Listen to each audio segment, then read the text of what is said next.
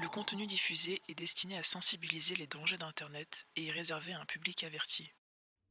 On raconte souvent des histoires sur Internet, des vidéos YouTube de plusieurs heures sur qu'est-ce que sont vraiment les bas-fonds du web. Mais on oublie la question principale.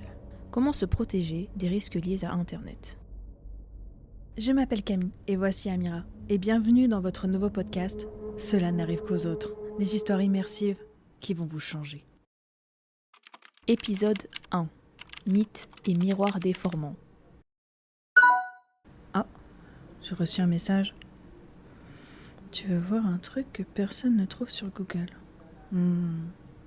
C'est sûrement bidon. Ou pas? Je fais quoi?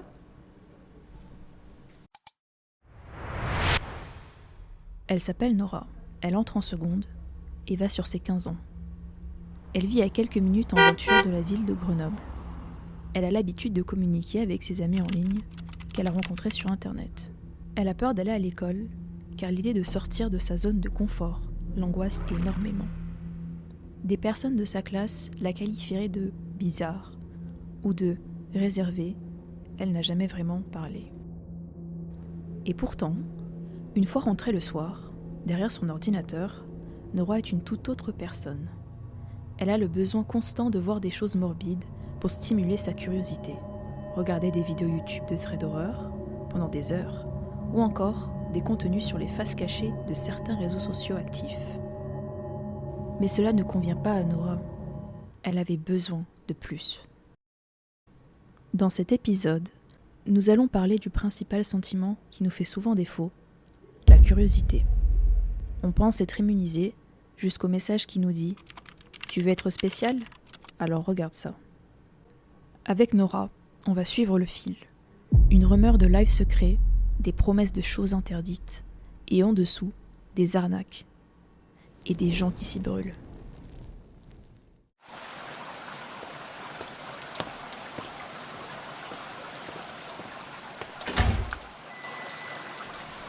Bonjour, qu'est-ce que je vous sers? Un café. Un café, merci.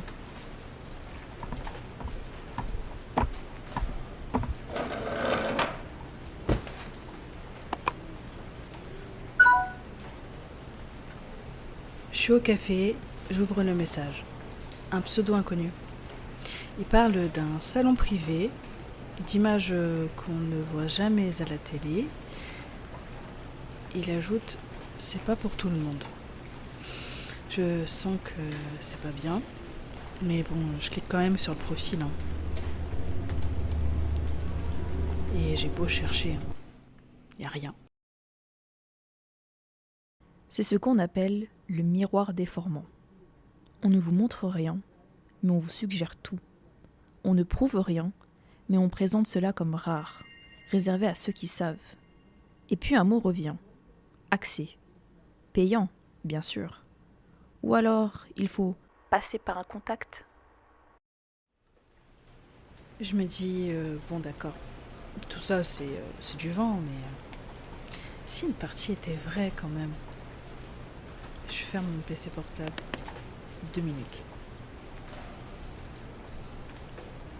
Puis je le réouvre. Oui, je sais, oui. C'est plus fort que moi.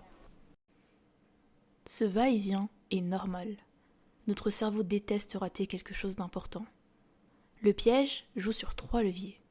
La rareté, car c'est unique, la peur de manquer et l'appartenance avec ceux qui osent. Un autre compte me contacte. Si t'as aimé le premier lien, j'ai mieux. Il ne parle pas d'image cette fois, mais de service. Je bloque. Mais il y a un certain détail qui attire mon regard quand même. Je cite, « Si tu veux comprendre, va sur Tor. Là-bas, tout est réel. » Et voilà, le mot magique. Tor, c'est un logiciel gratuit qui ressemble à un navigateur web. Mais il brouille votre identité en faisant passer votre connexion par plusieurs serveurs. C'est ce qui permet d'accéder au dark web, une partie du web non indexée par Google. Mais attention, il n'y a pas que de la criminalité. On y trouve aussi des forums politiques et des journalistes qui protègent leurs sources. La différence ? L'anonymat attire aussi les arnaques, les trafics et les escroqueries. Je cherche sur internet Tor Download. Je tombe sur un site officiel. Je clique, j'installe. Et quelques minutes plus tard, il y a une fenêtre violette qui s'ouvre. C'est étrange, c'est ni Google Chrome, ni Firefox. C'est autre chose. Je tape une adresse qui termine par point qu'on m'a envoyé. L'écran s'assombrit, des liens partout, des titres étranges. Je clique, rien de choquant. Juste des pages mal construites, pleines de fautes, parfois vides. Ça ressemble plus à une brocante numérique en fait. Un peu inquiétante quand même. C'est ça le paradoxe du dark web. La plupart des pages déçoivent. Des marchés qui disparaissent, des bibliothèques pirates, des forums militants. Pourtant, certaines zones sont bien réelles et extrêmement dangereuses, comme l'exploitation d'enfants et les contenus violents, tous deux traqués par la police. Et ces fameux lives secrets ou Red Room, dont parlent certaines vidéos, aucune enquête sérieuse n'a prouvé leur existence. Tout indique que ce sont des arnaques, créées pour soutirer de l'argent en jouant sur la peur.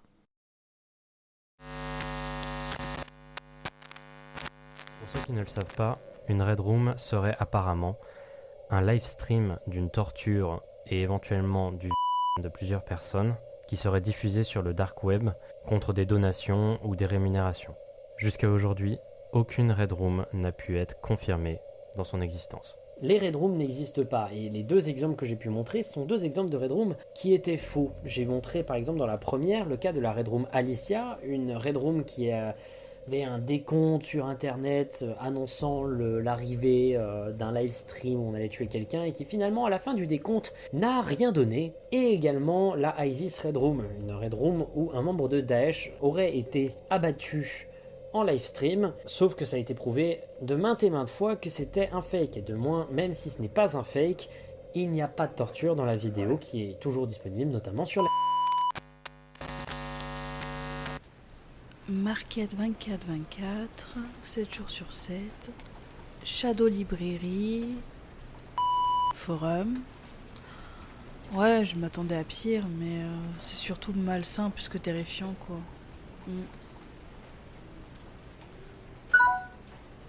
Je reçois un autre message. Pour prouver que t'es pas une fuiteuse, installe et envoie une capture chiffrée. On vérifiera. Si tu le fais pas, on montrera ton pseudo à tout le salon. Ok là, Nora, il faut que tu te barres. Cette fois-ci, c'est trop. Je décide d'ouvrir une page de signalement officiel. Puis il n'y a pas forcément besoin d'expliquer dans les détails en soi. Je t'écris sobrement le message, le pseudo de la personne qui m'a envoyé toutes les captures. Puis une fois que je l'ai fait, ça va mieux. Je sens que je respire quand même un peu mieux, quoi. Je décide de supprimer la conversation. Je bloque le compte. Et voilà. Tout ça, c'est terminé. Je me laisserai plus avoir, c'est fini. On croit que ça n'arrive qu'aux autres. En réalité, ça arrive à tout le monde.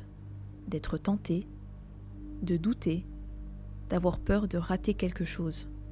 La différence, c'est d'avoir un réflexe avant la chute.